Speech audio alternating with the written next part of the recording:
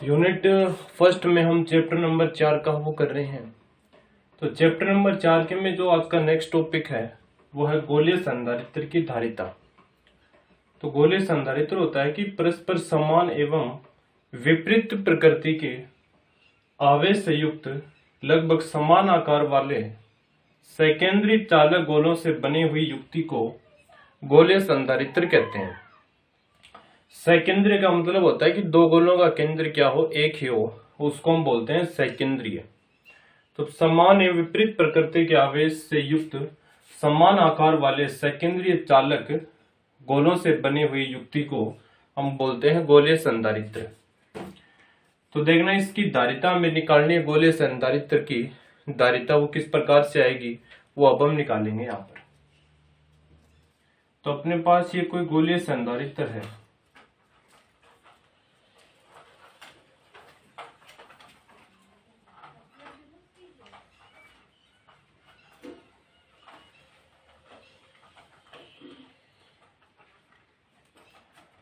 ये दोनों गोलों का केंद्र से एक ही है और इस गोले की त्रिज्या को हम लिख देते हैं, यह है R1। और इस गोले की जो बड़ा वाला गोला है, इस गोले की त्रिज्या को हम मान लेते हैं R2 है। अब हम क्या करेंगे कि जो अंदर वाला गोला है, इस गोले को आप लिख दो A है और ये गोला है B। ठीक है। अब हम इस गोले को थोड़ा सा कट करते हैं। यहां पर कट कर दिया है और एक तार से इसको जोड़ देते हैं। जो अंदर जो गोला है उसको तार से जोड़ देते हैं और यहां पर हम कोई प्लास्टिक की कोई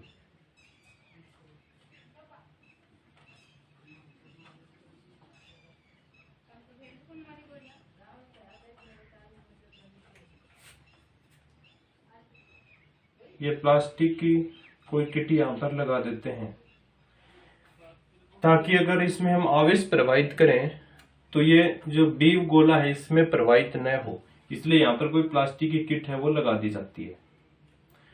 अब जैसे ही हम इस तार को आवेश देंगे, आप चाहे प्लस आवेश दे लो चाहे माइनस आवेश दे सकते हो। हमने मान लेते हैं यहाँ पर हम प्लस चार्ज देते हैं। तो जैसे हम यहाँ पर प्लस चार्ज देंगे, ये प्लस चार्ज इस तार से होता हुआ, देखना ये प्लास्टिक की रोड लगी हुई है यहाँ पर, तो ये बी गोले के ऊपर तो ये चार्ज जाएगा नहीं, ये जो अंदर वाला गोला है इसके ऊपर चार्ज चला जाएगा। ये प्लस चार्ज दिया है तो इस चालक गोले के ऊपर ये प्लस आवेश है वो एक समान रूप से वितरित हो जाता है इस प्रकार से।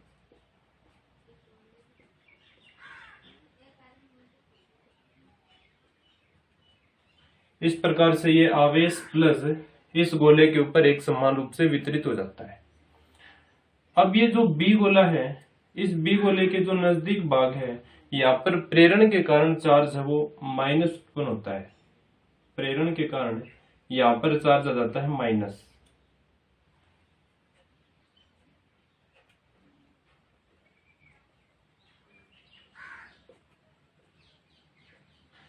प्रेरण के कारण क्योंकि प्लस है वो माइनस को अपने ओर आकर्षित करेगा जबकि प्लस को करेगा प्रतिकर्षित। तो इस गोले के जो बाहरी भाग के ऊपर यहाँ पर आ जाता है प्लस और हम इस प्लस को क्या कर देते हैं, वो संपर्कित कर देते हैं ताकि ये सारे के सारा प्लस इस जमीन के अंदर चला जाए। क्योंकि माइनस के कारण विभव में कमी आती है और विभव में अगर कमी आएगी तो धारिता का मान बढ़ जाएगा, इसलिए इसको हम प्लस को वो संपर्कित कर देते हैं ताकि ये प्लस सारे के सारा प्लस वो जमीन के अंदर चला जाता है या फिर जमीन के अंदर से उतने ही इलेक्ट्रॉन निकल जाते हैं। इसलिए प्लस वो क्या हो जाता है, चार्ज वो नष्ट हो जाता है। इसको हम कर देते हैं वो संपर्कित। तो ये जो माइनस बचा है, माइनस के कारण विभव में कमी आती है क्योंकि हमने पढ़ा है कि इसकी धारिता होती है C बराबर Q बटा V या C व्युत्क्रमानुपाती 1/V, यानी कि विभव का मान जितना कम होगा धारिता का मान उतना ही बढ़ेगा। यानी कि विभव के मान में जो माइनस है ये विभव के मान में कमी करता है और विभव के मान में कमी के कारण धारिता का मान बढ़ जाता है। इसलिए यहाँ पर आगे है अपना चार्ज माइनस और बाहर प्लस था उसको हमने कर दिया है वो संपर्कित। हमें निकालनी है धारिता।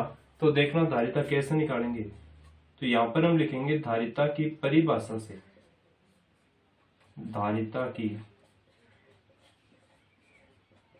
परिभाषा से धारिता की परिभाषा होती है C बराबर Q बटा V। और यहाँ पर विभव है वो B गोले का भी आएगा और A गोले भी आएगा। विभवांतर क्या होता है कि विभव में अंतर। तो C इक्वल टू अपने पास आएगा Q upon VA minus VB। इसको हम लिख देते हैं समीकरण नंबर 1। अब जो B गोला है, ये जो B गोला दिया हुआ है, यहाँ पर विद्युत क्षेत्र क्या है, 0 है, क्योंकि इस पर कोई आवेश नहीं है। कोई आवेश नहीं है तो विद्युत क्षेत्र आ गया 0।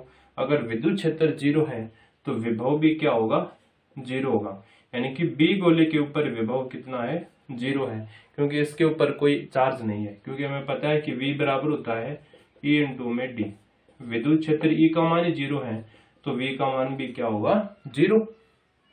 इसलिए VB का मान, इस VB का मान कितना आएगा, 0।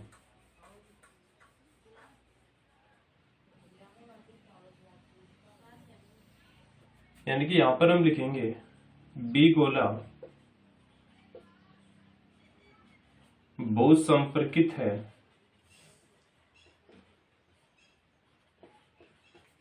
अतः विभव का मान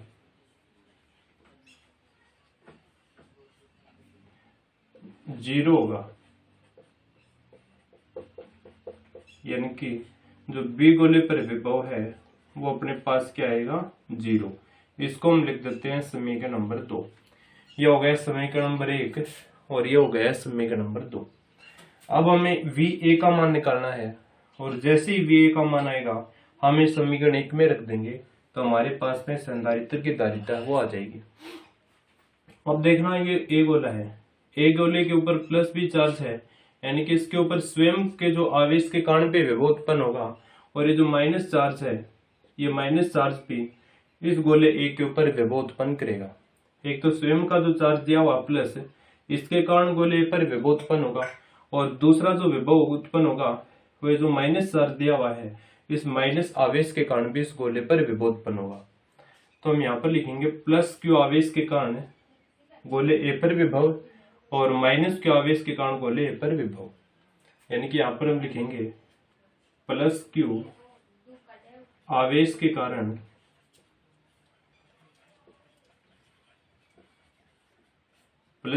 के कारण गोले A पर विभव, और जो प्लस Q आवेश है वो गोले A का स्वयं का आवेश है, और इस विभव को हम नाम लिख देते हैं V1।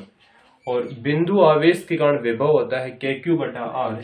K का मान है 1/4 पाई एप्सिलॉन नॉट KQ बटे R।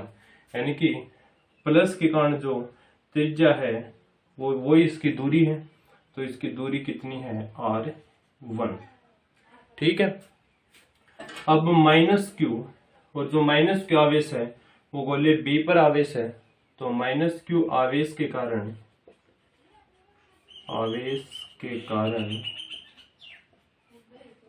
गोले A पर विभव। तो इसको हम लिख देते हैं V2। फॉर्मूला वही रहेगा 1/4 पाई एप्सिलॉन नॉट।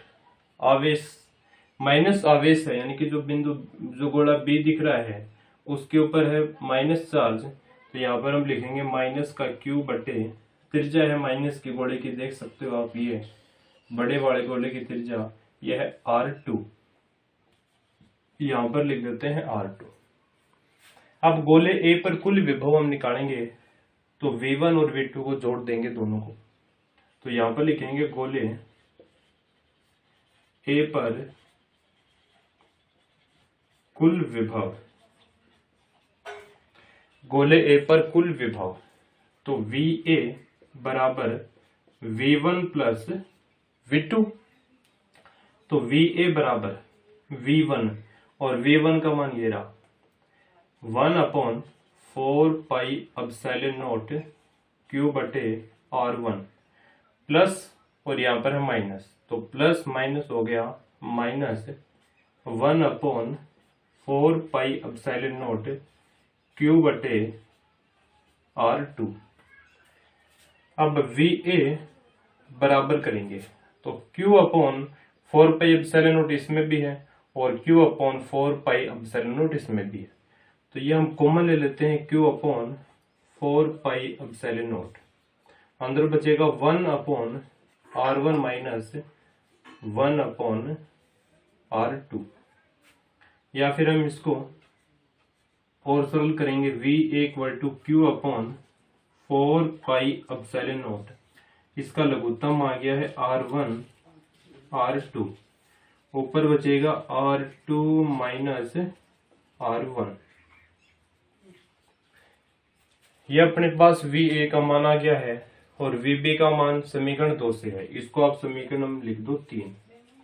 तो समीकरण 2 से VB का मान और समीकरण 1 से VA का मान, 2 व 3 का मान समीकरण 1 में रखेंगे तो हमारे पास में धारिता है वो C आ जाएगी, क्योंकि VB का मान तो है 0 और VA का मान है ये। पहले इसको एक बार और समझते हैं, बाद में इसको आगे कंटिन्यू करते हैं। तो अपने पास ये कोई गोला था, इस गोले के ऊपर जो चार्ज है वो है प्लस चार्ज, और इसके प्रेरण के कारण इस गोले के जो नजदीक भाग के ऊपर माइनस चार्ज उत्पन्न हो जाता है, क्योंकि माइनस जो प्लस है वो माइनस को अपनी ओर क्या करता है, आकर्षित, जबकि प्लस को करता है प्रतिकर्षित। तो प्लस चार्ज इस गोले के बाहर है वो उपस्थित हो जाएगा, और बाहर उपस्थित है और बाहर हमने इसको भूसंपर्कित कर दिया है, इसलिए जो चार्ज प्लस था वो सारा के सारा जमीन के अंदर चला जाता है, या फिर जमीन के अंदर से इलेक्ट्रॉन है वो निकल जाते हैं, इसलिए प्लस चार्ज है वो निरस्त हो जाता है। अब हमें निकालनी है धारिता, धारिता की गणना करनी है। तो यहाँ पर लिखेंगे धारिता की परिभाषा से। तो धारिता की परिभाषा होती है C = Q/V।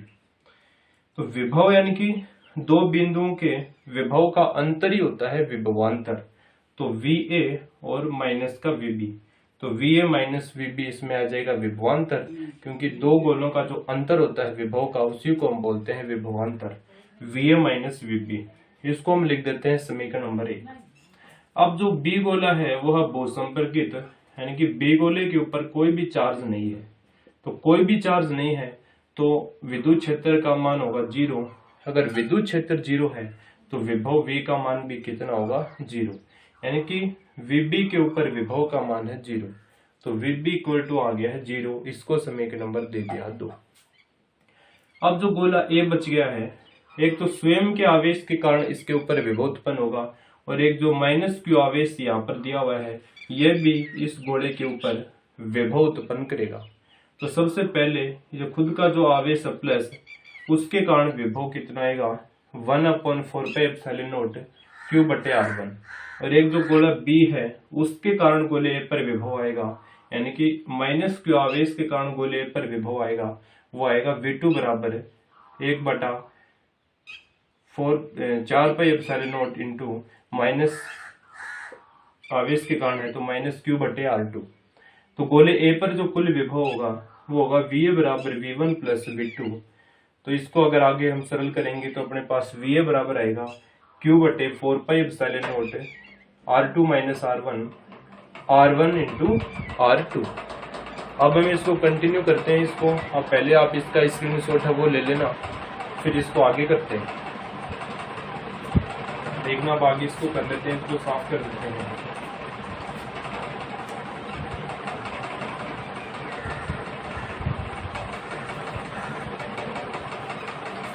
अपने पास C बराबर है Q/VA -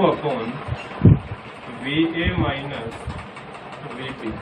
ये था समीकरण नंबर 1। अब समीकरण 2 व 3 का मान हम इस समीकरण में रखते हैं। समीकरण 2 व 3 का मान 1 में रखने पर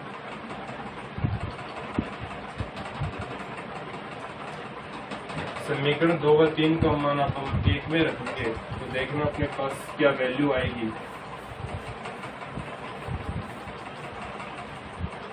तो C बराबर Q/VA, ये रहा VA का मान, Q/4 4 pi epsilon not R2 minus R1 बटे R1 R2 और माइनस का VB का मान है 0, तो इसको लिखने की जरूरत है नहीं।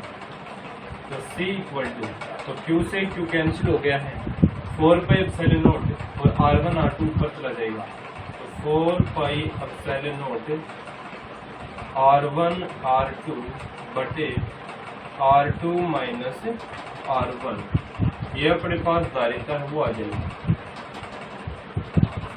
जो गोलीय संधारित्र है उसके लिए जो धारिता का जो फॉर्मूला आएगा वो आएगा C बराबर 4 pi epsilon naught R1 R2 बटे R2 माइनस R1। अब देखना आगे करते हैं इसको।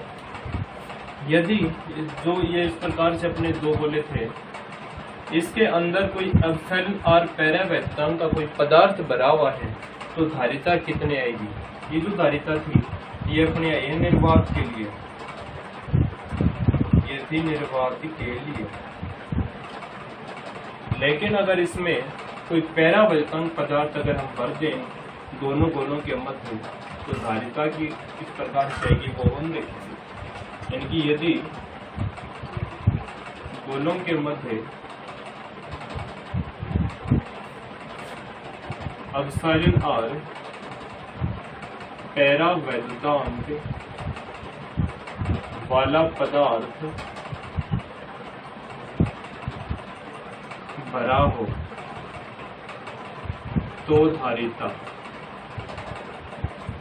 धारिता कितनी आ जाएगी? माध्यम हो गया ये, तो माध्यम के लिए हम लिखेंगे Cm 4 pi epsilon not, epsilon माध्यम के लिए हम कर रहे हैं, और एप्सिलॉन R कोई पैरावैक्तांक भर दिया है, अंदर है R1 R2 बटे R2 माइनस R1, या फिर Cm इक्वल टू, इसको हम लिख सकते हैं 4 pi epsilon naught R1 R2 बटे R2 माइनस R1 को लिख सकते हैं C, तो C इंटू एप्सिलॉन R आ गया है, जहाँ C बराबर है अपना 4 pi epsilon naught R1 R2 बटे R2 माइनस R1, यह है C का मान।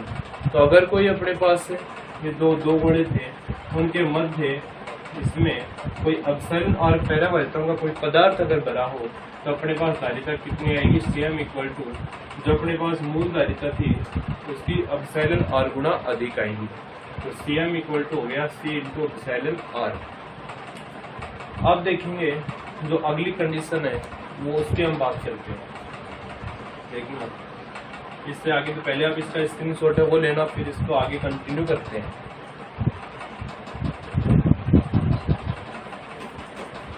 एग्जाम की दृष्टि से भी ये टॉपिक इम्पोर्टेंट है, इसलिए आपको अच्छे से इसको अच्छे तरीके से तैयार कर लेना है।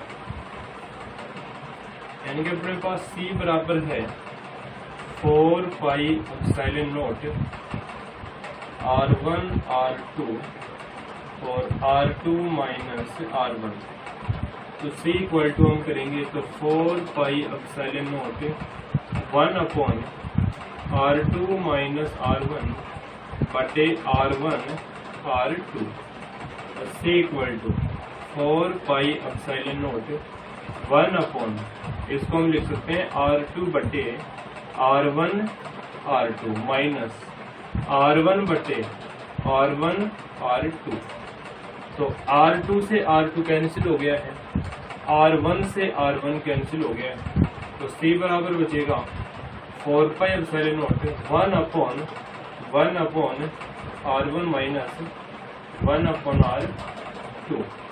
अब यदि अपने पास क्या हो, R2 बराबर हो अनंत और R1 बराबर हो R, तो जो धारिता आएगी वो आएगी 4 pi epsilon naught 1 upon R1 की जगह रखना है R और इसकी जगह रखना है इन्फिनिटी, तो R चला जाएगा ऊपर, तो जो C अपने पास आएगा वो आएगा 4 पाई एप्सिलॉन नॉट R। ये होती है गोलीय चालक की धारिता। इस प्रकार से हम गोलीय चालक की धारिता को निकाल सकते हैं, और ये मान हम पीछे भी निकाल चुके हैं। विलगित गोलीय चालक की धारिता C बराबर 4πε0r और गोलीय संधारित्र की धारिता अपने पास ये आ गई है और ये आ गई है गोलीय चालक की धारिता। गोलीय चालक की धारिता अगर हम इसी इक्वेशन में R2 बराबर अनंत रख दें और R1 बराबर R रख दें तो अपने पास गोलीय चालक की धारिता वो आ जाएगी। तो ये अपना टॉपिक था गोलीय संधारित्र की धारिता। इसको एक बार रिवाइज और करते हैं, फिर इस टॉपिक को यहीं पर वो खत्म करते हैं। तो देखना क्या किया था, तो एक बार वो समझ लेते हैं फटाफट से।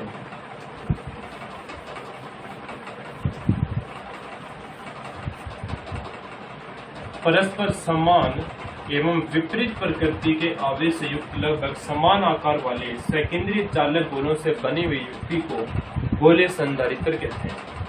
यानी कि अपने पास एक तो गोला ये और एक गोला ये, ठीक है।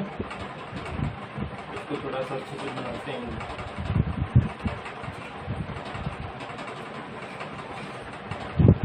दोनों गोलों का केंद्र एक है, इसलिए हम बोलते हैं इसको सेकेंडरी है। यानी कि बहुत सारे गोलों का केंद्र अगर एक ही हो उसको बोला जाता है सेकेंडरी।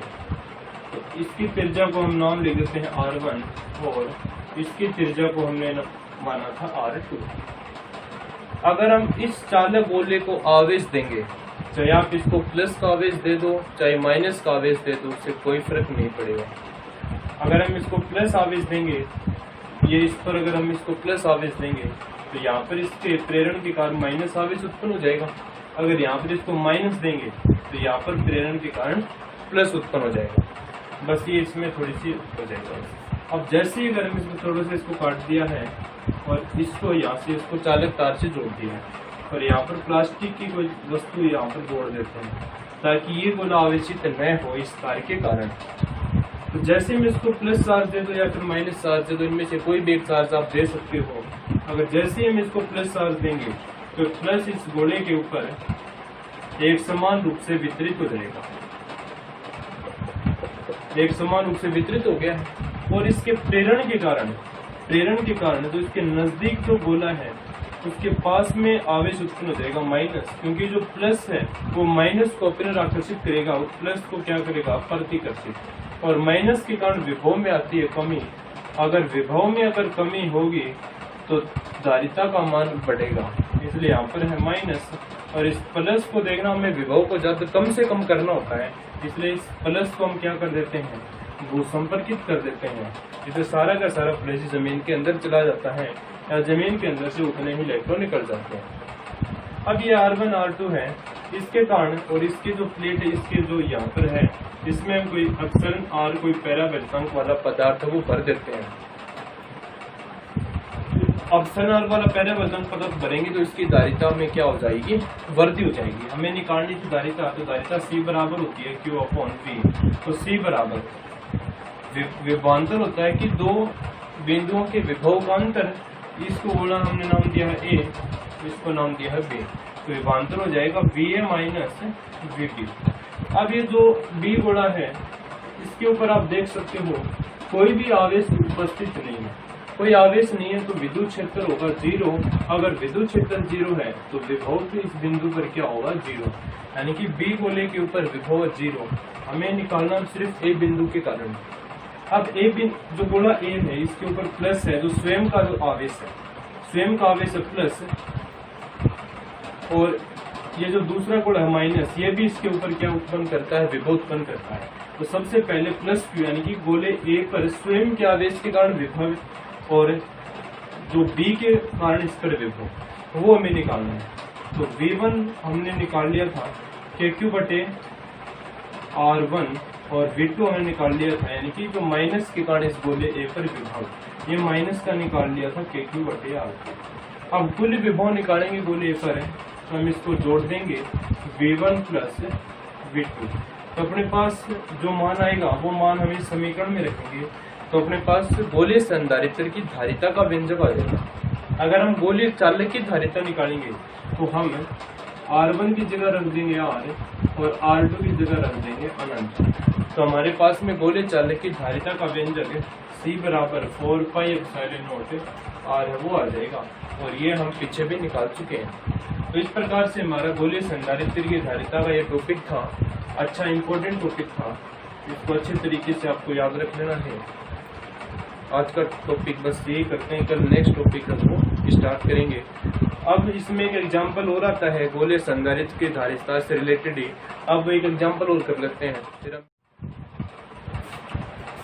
ये गोलीय संधारित्र जो अभी टॉपिक क्या है उससे रिलेटेड ही एक एग्जांपल दिया हुआ है। एक गोलीय संधारित्र के बाहरी एवं भीतरी गोलों की त्रिज्याएं क्रमशः 2 मीटर तथा 1 मीटर है। पैरावैद्युतांक 8 वाला कांच दोनों गोलों के मध्य भरा है। संधारित्र की धारिता ज्ञात कीजिए। यानी कि गोलीय संधारित्र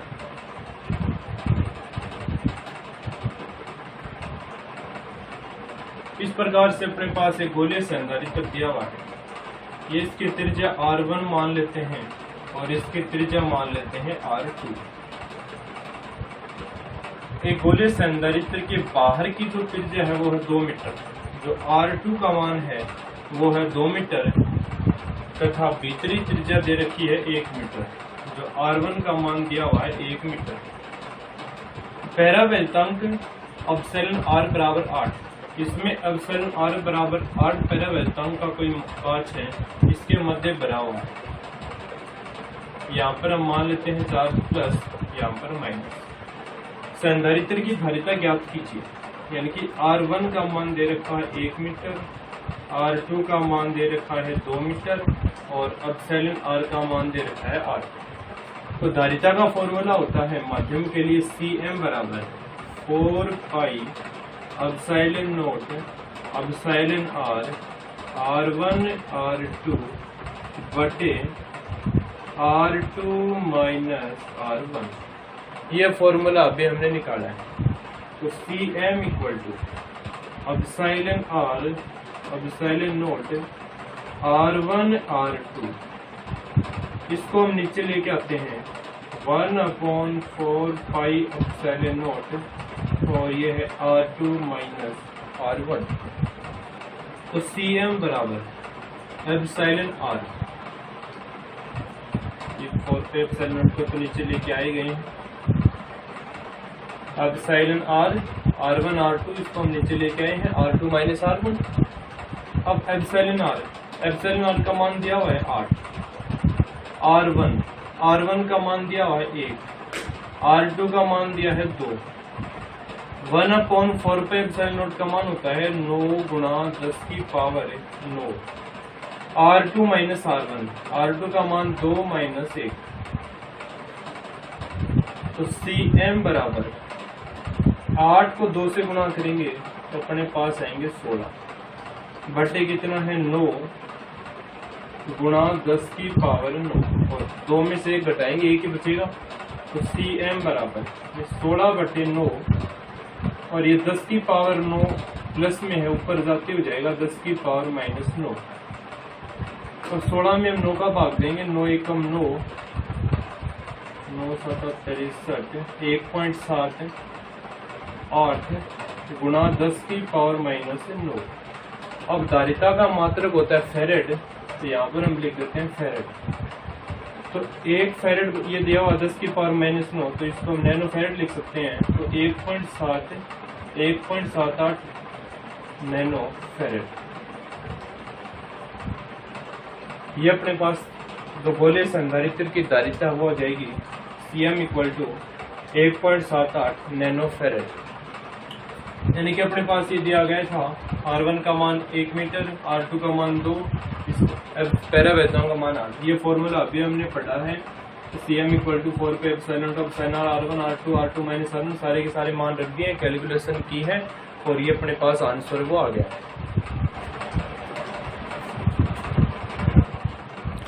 एक एग्जाम्पल और करते हैं जो समांतर प्लेट संधारित्र से रिलेटेड है, जो टॉपिक हम पीछे कर चुके हैं। तो एक समांतर प्लेट संधारित्र में प्रयुक्त प्लेट की त्रिज्या 10 सेंटीमीटर है। त्रिज्या दे रखी है 10 सेंटीमीटर। प्लेटों के मध्य दूरी वो भी दे रखी है 10 सेंटीमीटर। हवा के लिए धारिता निकालनी है। तो धारिता का फॉर्मूला होता है समांतर प्लेट संधारित्र के लिए A/0/T, और A का मतलब होता है क्षेत्रफल पाई आर की स्क्वायर। तो जो अपने पास C बराबर आएगा वो आएगा पाई आर की स्क्वायर (0/D). अब इसको मीटर में बदलेंगे तो अपने पास आएगा 0.1 मीटर और ये भी 0.1 मीटर। तो C इक्वल टू पाई का मान होता है 3.14, त्रिज्या कितनी दी हुई है 0.1 गुणा 0.1 इंटू एप्सिलॉन नॉट का मान होता है 8.85 गुणा 10⁻⁻12 बटे D का मान है 0.1। इसको हम सरल करेंगे तो अपने पास आएगा 2.78 गुणा 10⁻12 फेरेड।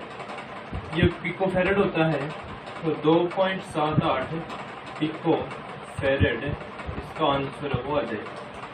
इस प्रकार से आप ये एग्जाम्पल भी नोट कर लेना, जो समांतर प्लेट संधारित्र का जो टॉपिक हम पीछे कर चुके हैं उससे रिलेटेड है। तो C का मान आएगा 2.78 पिको फेरेड।